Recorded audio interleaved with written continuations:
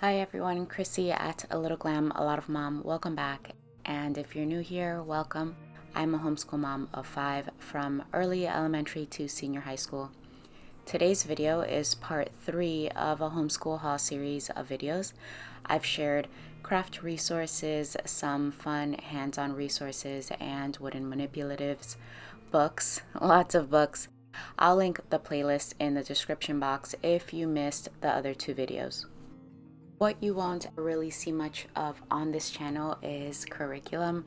We don't use much of it, but in today's video I am sharing a few guide type resources and books that I utilize as the spine of our homeschool studies. Today's book haul is from Book Outlet, and I have a few other resources to share with you, so let's get started with the haul.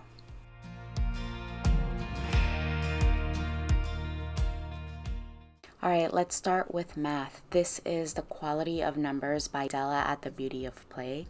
So in full transparency, I guess we can call an open-ended collaboration relationship with Della at the Beauty of Play. So this guide was gifted to me. I'm going to do a quick flip through today, but in the future I plan to show a few lessons and work in action out of this guide. A brief description from the website. Quality of Numbers curriculum is a great introduction to math in a whole new light for grades kindergarten to grade 3. Instead of learning concepts in isolation, this math studies numbers and their relationships to each other. So it's a 12-week to full year study of the numbers 1 through 12, exploring each number and how it relates to the numbers before it. I plan to explore this with my Luna, who is 7. During her kinder year, we did a basic exploration of the quality of numbers 1 through 12. However, this guide doesn't go over just counting, but skip counting, multiples, factors, introduces basic addition and subtraction, which she's done, but also multiplication and division, along with activities like jumping a number line, making math circles, exploring symmetry, weaving a 100s chart, grouping activities to understand number bonds, also using manipulatives like the Cuisenaire rods and the counting wheel, all similar activities and manipulatives she's observing her older siblings do in multiplication and division and fractions, and so I know she's going to be so eager for this.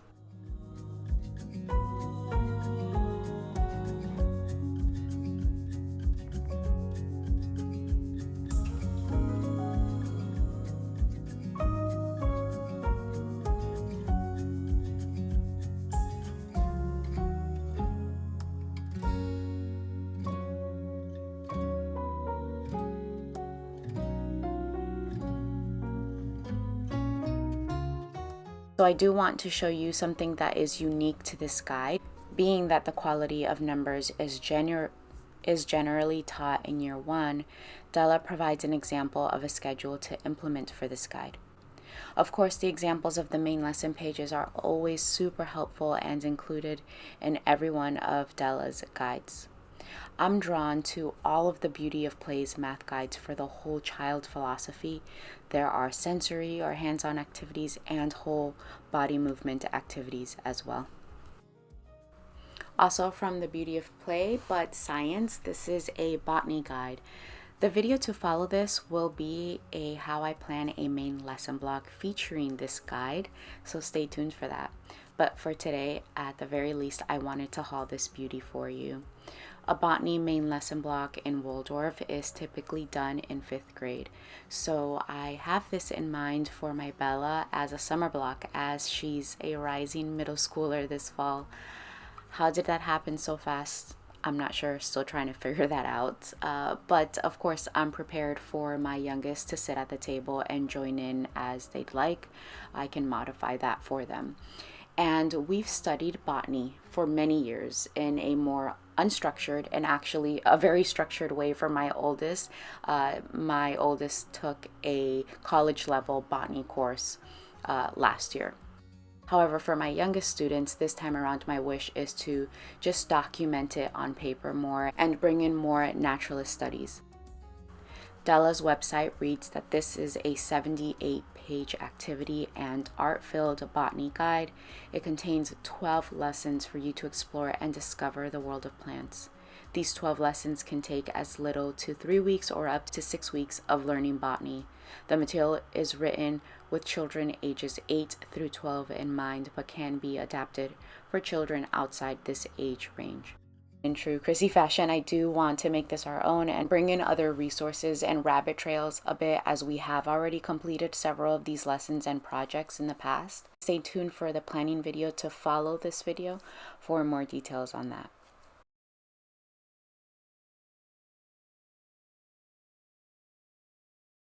So we're taking a break from literature guides this summer, but we're picking back up in fall with Johnny Appleseed Folktale Guide by the wonderful Amber at Hearth Magic, of course.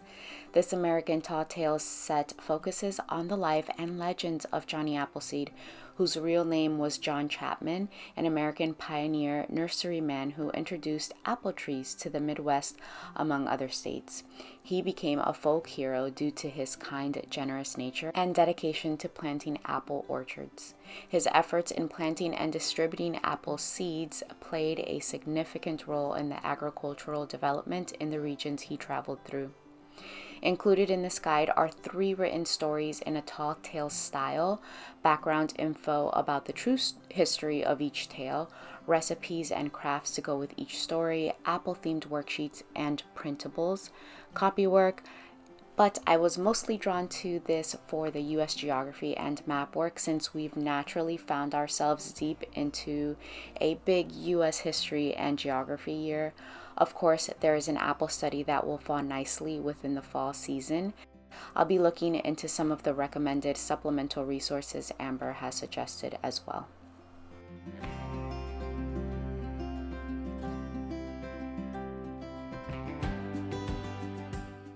I picked up 3 books, more like guides. I really enjoy using these as spines or sometimes just supplements for our studies. The first is Insectigations, 40 Insect Activities to Explore by Cindy Blowbaum. Some of the topics and activities covered are observations and collection, building a bug hotel and keeping an insect field journal, anatomy and physiology, constructing models of insects to understand their physical structure. In behavior and habits, there's keeping an ant farm to study ant behavior and social structure, and some other fun activities like bug bingo. So flipping through this, because we've been studying entomology for almost 2 years now, I could see that we've already done a lot, if not most of these projects, and studied these topics. But nonetheless, I'll be happy to read deeper into this resource, and I'm sure there's always something new to learn.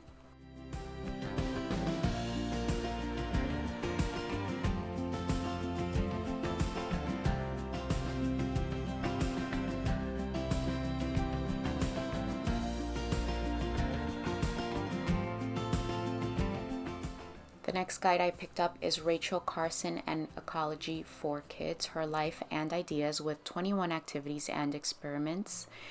This is part of the 4Kids series and introduces young readers to the life and work of Rachel Carson, a pioneering environmentalist and author of Silent Spring. The book includes a mix of biographical information, ecological concepts, and hands-on activities to engage children in learning about the environment.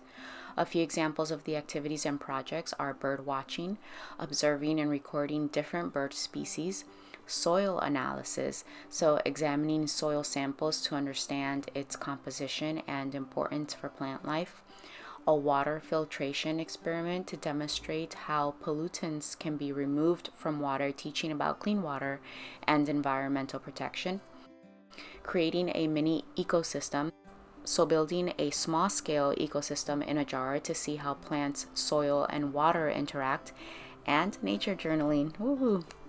I think that this is an excellent resource for children to learn not just about an influential environmentalist, but to understand key ecological principles.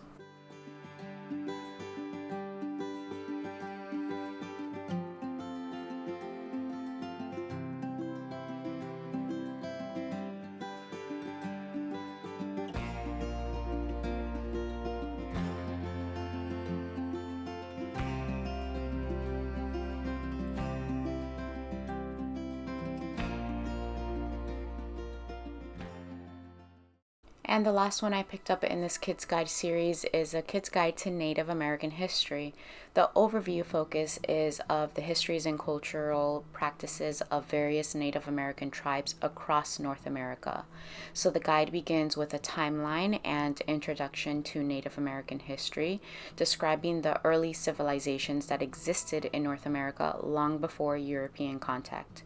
I appreciate that this guide is organized in tribes by region, and it highlights the diversity among Native American tribes, emphasizing different languages, customs, and social structures through details like traditional foods, agricultural practices, and the significance of different crops, traditional crafts such as beadwork, pottery, weaving, and stories and legends to their tribes and cultural significance.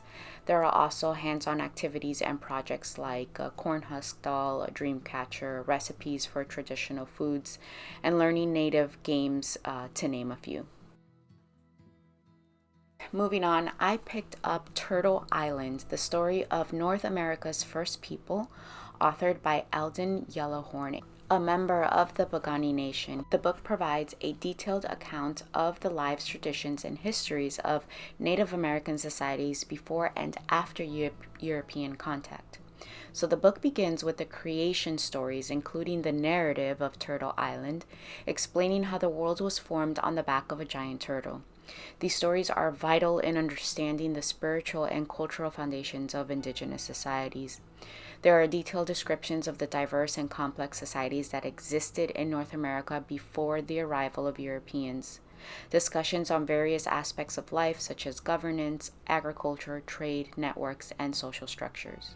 I'd love to offer a more in-depth review in the future once we have a more personal account with this resource, but overall, I can already tell it's an important and an inclusive educational resource that I can't wait to explore more with my kids.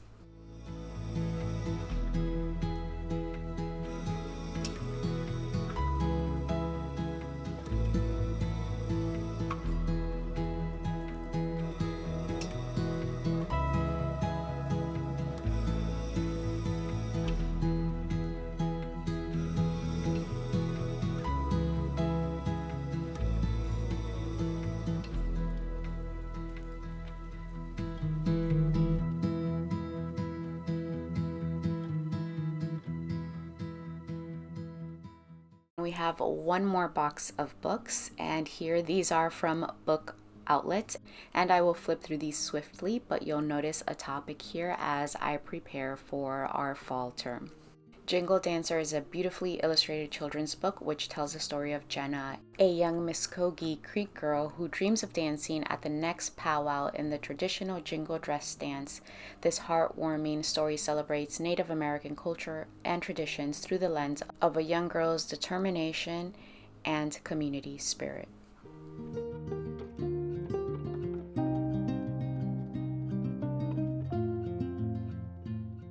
The Rough-Faced Girl is a retelling of a classic Algonquin Cinderella story. This enchanting book blends the familiar elements of the Cinderella fairy tale with Native American folklore, offering a unique and culturally rich perspective.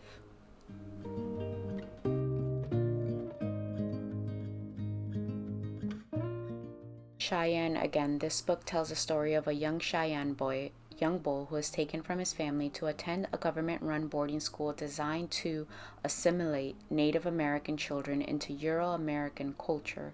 This historical narrative sheds light on a painful chapter in American history while celebrating the resilience and spirit of Native American identity.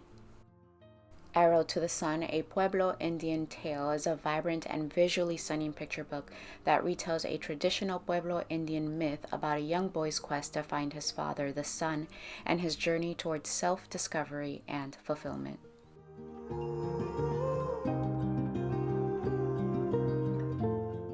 Encounter is a powerful and evocative children's book that provides a poignant perspective on the arrival of European explorers in the Americas. The story is narrated from the point of a young Taino boy offering a unique and sobering look at the first encounter between the indigenous Taino people and Christopher Columbus. We read this already and it was strikingly powerful. I'd been looking into this Race to Truth series of books for my rising middle schooler, so I decided to start with Colonization and the Wampanoag story. It reads, until now you've only heard one side of the story, the discovery of America told by Christopher Columbus, the Pilgrims, and the colonists. Here's the true story of America from the indigenous perspective. And another series I've had my eyes on, Show Me History. My kids enjoy graphic novel series. This one is on a Courageous Trailblazer, Sacagawea.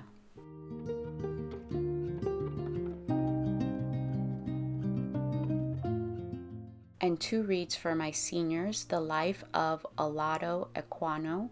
The narrative describes Equinano's journey from captivity to freedom and literacy, charting a passage that takes from his life as a prince in what is now eastern Nigeria to the New World. Equinano begins with a description of his native land that includes particulars of the dress agriculture industry of his country.